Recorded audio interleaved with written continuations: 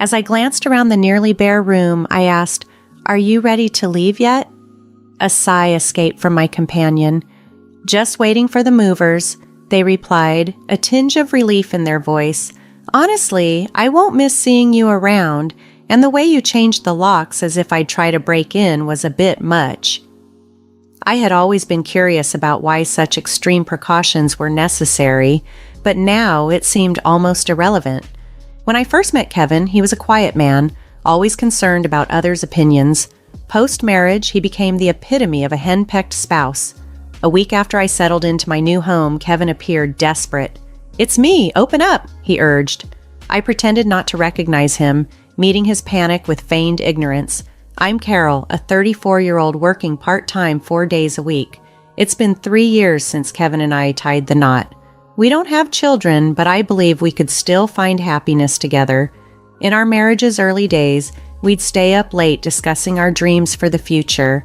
Both of us were novices in love, cautious at first, but I thought there was genuine enjoyment in each other's company. Let's be that couple that grows old together," I suggested one night. "Yeah, I like that idea. Maybe, 3 kids? A boy and a girl?" "That's exactly what I was thinking," he agreed. These light-hearted exchanges were delightful to someone who had little interest in love or marriage. Meeting Kevin was unexpected. We met at a party I attended out of obligation, not enthusiasm. He seemed to be there under similar pretenses, and we bonded over our shared disinterest, gradually becoming friends. At the time, he was serious, a bit reserved but always kind to me, which I found quite charming. Then, unexpectedly, he proposed. "Carol, will you marry me? I want to make you happy." "What? But we're not even dating yet." "Right," he acknowledged, his proposal unwavering. His unexpected question didn't push me away. Instead, it made me consider the possibility of a life with him. "If you're okay with me, then yes, I accept." His joy was palpable, and in that moment, I remembered why life sometimes throws us these unforeseen fateful curves. When Kevin proposed, I wholeheartedly believed that marrying him would lead to a happy future. We rushed into marriage, tying the knot just 2 months after our first meeting. Given our limited experience in romance, our journey was clumsy at times, but that added to our adventure. However, about a month after we moved in together, I began to notice a stark difference between my expectations and the reality of our marriage. One day, Kevin approached me with a serious look, more intense than usual. "Carol, there's something I need to discuss," he said solemnly. I was taken aback when he asked me to consider quitting my job to become a homemaker. This request was unexpected. He had never expressed any dissatisfaction with my working before, and it marked the beginning of a confusing shift in his behavior. "Why would you ask that?" I questioned, puzzled by his sudden change. "When you work, it makes me feel unneeded," he confessed. "Did someone suggest that to you?" I asked, trying to understand his sudden insecurity. "No, but at my company, all the other men's wives stay at home. It's just how things are there," he explained. I had been clear from the start of our marriage that I intended to keep working, especially since saving money was crucial for our plans. Kevin's new insistence baffled me. "But we agreed I would continue working after we got married, didn't we?" I reminded him. "I know, but as my wife, I hoped you'd consider my feelings," he responded, his concern more about fitting social norms than our mutual happiness. "Why not just pretend I've quit? There's no need for me actually to leave my job," I suggested, expressing my reluctance to give up my career. However, Kevin seemed increasingly worried about how others perceived him. "If things don't change, I'll be ridiculed by my colleagues and bosses. I'm supposed to be the head of this household, aren't I?" "Please, just do as I ask," he pressed, unwilling to listen to my reasoning. "I can't make such a decision immediately. Let me think about it," I said, needing time to weigh my options. "All right, but please decide soon," he urged, his tone urgent. I knew I couldn't let this issue drag on, fearing what might follow if I didn't act decisively. Seeking advice, I turned to my boss, Madison. She had worked as an administrative assistant since high school and had faced a similar situation with a controlling ex-husband, eventually leading to her divorce. Now, she was a dedicated single mother and someone I greatly admired. That must have been tough, I mused, considering divorce as I reflected on her strength and resilience. Navigating the early days of our marriage, Kevin and I found ourselves at a complex juncture. It's tricky since we're newlyweds, I pondered, contemplating the implications of quitting my job. I haven't fully thought this through, but leaving my position will make it difficult to find a replacement. I shared my concerns with Madison, my boss, who had become a mentor to me. I don't plan to quit immediately, I explained. I'm looking for a way to keep working, if possible. Perhaps we could maintain my current part-time schedule for the time being. Switching to full-time might draw too much attention. That's a wise approach, Madison agreed, supportive of my decision to negotiate with Kevin. If he still objects, we could propose reducing my hours officially to part-time. That sounds like a sensible plan. Remember, you can always count on me for advice. I'm here to support you, Madison reassured me, offering a lifeline in the turbulent sea of my marital issues. Thank you, I appreciate your support, I replied, grateful for her guidance. Our conversation deepened, and I discovered that Madison's ex-husband had also changed drastically after their marriage, a situation eerily similar to mine. This revelation was eye-opening. I hadn't considered that some men might transform so completely after marriage, becoming almost unrecognizable from the person they once were. Viewing my circumstances through this lens, I wondered if I had been misled. Despite numerous discussions, Kevin and I were at an impasse. Isn't it a woman's role after marriage to support her husband and manage the household? He argued, clinging to outdated norms. What era are you living in? Nowadays, it's common for both spouses to work, I countered, shocked by his archaic views. Maybe for other couples, but we're different, you see that, don't you? He tried to persuade me. I understand where you're coming from, but I can't agree with it. I stood my ground, asking him to consider my perspective. Kevin persisted daily, pressuring me to quit my job. Despite his efforts, they fell short. I consulted with Madison and decided to resign officially. However, in reality, I continued working part-time 4 days a week. Thankfully, Madison was sympathetic to my situation and agreed to reduce my hours. I've resigned from my job at the company just as you wanted, I told Kevin, keeping up appearances. Really? Thank you. Now I can feel more secure about my position at work, he responded, relieved yet oblivious to the truth. By then, it was clear Kevin was primarily concerned with how others perceived him. His abrupt transformation left me bewildered. I chose to deceive him, continuing to work secretly in hopes of preserving our relationship and my independence. But I soon realized that my hopes for a fresh start were misplaced.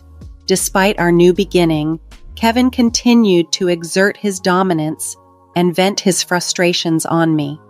One day, he sprung a sudden request on me.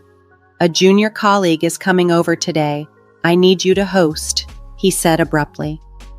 I had no idea, I responded, caught off guard. Sorry, it was a last-minute decision. Just keep it simple, please. Get everything ready. Before I could say another word, he hung up. Determined to fulfill the request, I prepared drinks and snacks for the guests. However, when Kevin arrived, he was displeased. Didn't I ask you to prepare for today? He chided. You mentioned just keeping it basic, and you took that literally. This reflects poorly on me. I need you to fulfill your role as a wife properly. What exactly does that mean?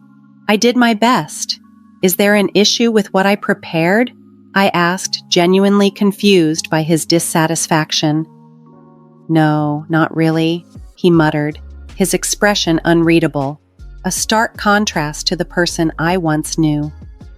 From then on, Kevin began inviting guests over almost every week. While he reveled in the social gatherings, he expected me to be on standby, prepared for anything. It seemed he was trying to impress everyone with his capabilities as a husband. Kevin, Having guests over every week seems excessive, I ventured one day. No, it's fine. Everyone enjoys it, and you should support my decisions. It's your duty as my wife, Carol. But maintaining such a lifestyle was also expensive. How exactly am I supposed to manage it? I asked. Oh, stop complaining. He would dismiss any question I had as nagging and avoided giving a direct answer. Every morning, I woke up early to prepare meals, make lunch sandwiches, and see Kevin off, all while keeping his suit ready for the day. On days I worked part-time from 9 a.m. to 2 p.m., there was barely any time to rest. Despite the busyness, I cherished my job. Working often felt like a welcome respite. Carol, you seem tired lately. Are you okay? My coworker Debra asked one day, noticing my fatigue. Yeah, a bit, actually, I admitted. Let me know if there's anything I can do. I'm here to help in any way I can. Thank you, Debra. You've been such a reliable support. Unlike Kevin, Debra understood the deterioration in how I was being treated. She was aware of my secret part-time job and had kept it hidden from Kevin. I appreciate everything, Debra. I expressed my gratitude. Bill mentioned it, but I never imagined Kevin would behave like this, she confessed. Neither did I. I've tried talking to him, but he won't listen, and we can hardly have a meaningful conversation anymore. I'm sorry, if only I were stronger, I sighed, feeling overwhelmed. Don't be too hard on yourself. You're managing work and household tasks admirably. I appreciate all your help. I'm glad to hear that, I replied, grateful for her kindness. Living with Debra's support had been nothing but a positive experience for me, a stark contrast to the strain at home. However, Kevin seemed uncomfortable with how close Debra and I had become. This discomfort led him to make a shocking and sudden decision. Where's Debra? Mom's gone, I questioned, puzzled by her absence. What do you mean gone? I asked, my confusion growing. Mom's getting older, and I thought it would be best for her to be in a facility, he replied nonchalantly. You actually placed her in a home? My voice cracked, barely hiding my disbelief. Yeah, just finished settling her into the new place. Now I have the house to myself, he stated as if he had just completed a routine chore. I was at my parents' home when this happened, and the fact that he unilaterally decided to place his mother in a facility shocked me. She was older, yes, but not to the extent that she required full-time care. It became clear to me that he had sent Debra away to have the house to himself. When I visited Debra at the facility, she looked surprised yet resigned. I'm sorry it had to come to this, I apologized. No, it's not your fault, Debra reassured me. I never expected him to go to such lengths. I'm afraid of what he might do if I resist. I'll miss you, but I'll manage. If you need anything, you're always welcome here, she added, trying to offer some comfort. Thank you, I replied, feeling the weight of the situation. Afterward, we moved from our previous home into my in-laws' house. Despite managing the household diligently, Kevin never acknowledged my efforts or showed any gratitude. The idea of having children, once a topic of eager discussion, now seemed completely out of reach. Kevin often disregarded me, preferring to spend his time away from home. Additionally, he began imposing arbitrary rules. No matter how late he returned, I was required to stay awake until his arrival. If I happened to wake up later than him in the morning, he would become upset. What time will you be home today? I asked one evening. I'm not sure. Just stay up until I get back, okay? He instructed. One day, after a similar exchange, when Kevin returned home, I noticed something unusual. As I took his suit to hang it up, the air was fragrant, a sweet feminine scent that was unfamiliar to me, as I didn't wear perfume. It was unmistakable evidence of an affair. Whenever he came home late, I would catch whiffs of the same perfume. That day, he unusually suggested I go to bed before him, raising my suspicions even further. Quietly, I went to the living room and overheard their conversation. Oh, she's clueless. When are you going to leave her? A woman's voice asked. I'll kick her out soon enough, Kevin's voice responded clearly. Their voices carried easily, especially the woman's, which was quite loud. From their discussion, it was evident that their relationship had been ongoing for some time. While the incident with the perfume didn't shock me, it left me feeling utterly disgusted. Kevin was still technically my husband, and despite my hopes for a turnaround, his treatment of me remained harsh and unchanging. As we approached the 3-year mark of our marriage, he sprung another surprise. "I have a business trip the day after tomorrow. I need you to get everything ready," he announced abruptly. "That's very short notice," I replied, the timing and suddenness raising my suspicions. "I'll be away for about 4 days. Please make sure my clothes are prepared." I couldn't help but suspect his claim of a business trip was a cover for time spent with his mistress. I remembered a conversation with a colleague's wife at a company gathering who had warned me, "Be cautious if he suddenly mentions a business trip. Our company doesn't even have those." Her words echoed in my mind as I pieced things together. My suspicions had been confirmed earlier when I found a chat on his mobile phone, accidentally left in the living room, detailing how he had taken paid leave for this so-called trip. This discovery marked a turning point for me and signaled the beginning of the end of our marriage. Armed with proof of his affair, I prepared to confront him with divorce papers upon his return. However, it was Kevin who made the first move. "Are you ready to leave? The movers will be here soon," he said coldly as soon as he returned home. He instructed me to vacate the house before he got back. "I need you to be gone before I get back," he demanded. "Why are you saying this all of a sudden?" I countered, shocked by his blunt directive. "That's exactly what I said. You can't spring this on me and expect me to leave immediately. Then I'll wait a bit but start preparing to leave," he replied, dismissing my objections. "Goodbye."